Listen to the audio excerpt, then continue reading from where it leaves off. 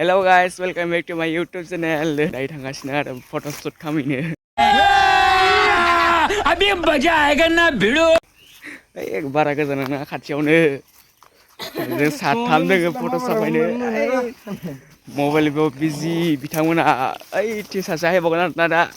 ओइ सोर नङा बेयावनो मानसिया उन्दुनानै दासो सिखारदोंनो थांगासिनो फट' साफायनो। नोंथांमोना नायनो हागोन जायगाखौ माबायदि। दायो देखायलांगासिनो ना नायलांबाय थादो बिनो आरोना माबाया जायगाया जों दायो थांगासिनो ओइ बे बागानाव फट' साफायगोन आरोना जों ओमफ्राय जों दायो थांबाय थानोसै नोंथाङा आंनि चेनेलाव माबा बुंगोन नामा हो शाबाश बेटा बहुत बढ़िया मुन्ना वाव तमाम बरिया नुदों सान्दुं आरोना सानखौ मोजां नुहुराखै ने जायगाफ्रानो तमाम इन्ट्रेस्ट जायगायानो ख्रा ख्रा इन्ट्रेस्ट का नै नायनो हागोन ओइयाव दंफां फांनै दं आरोना बेयाव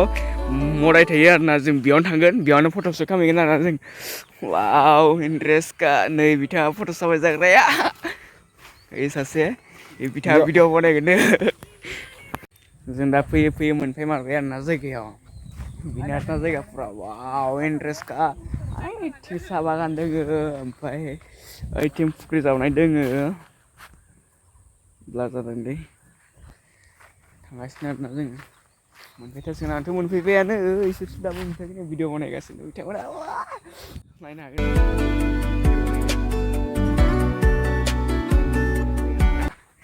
नोंथांमोना बेरायनो फैनो हागोन आरोना बे जायगानि मुङा माबा दारागाव प्यारी समझ गई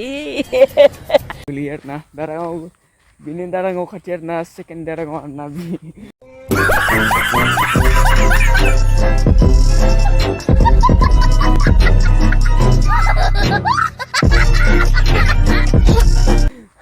गार्डेन साहा बागान दा गार्डेन आयो इन्ट्रेस्ट का नै बारबावनोसै बिथाङा वाव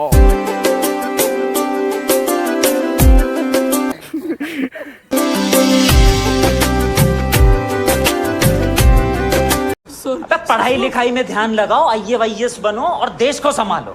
लेकिन नहीं तुम्हारी गाड़ में चलूने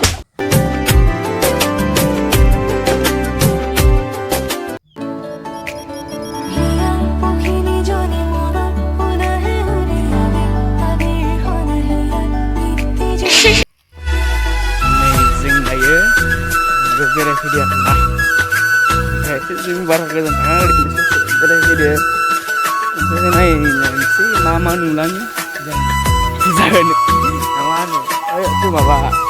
दायो आर'ज जागोन नालाय बे न' नुहुरनायाव आर'ज जागोन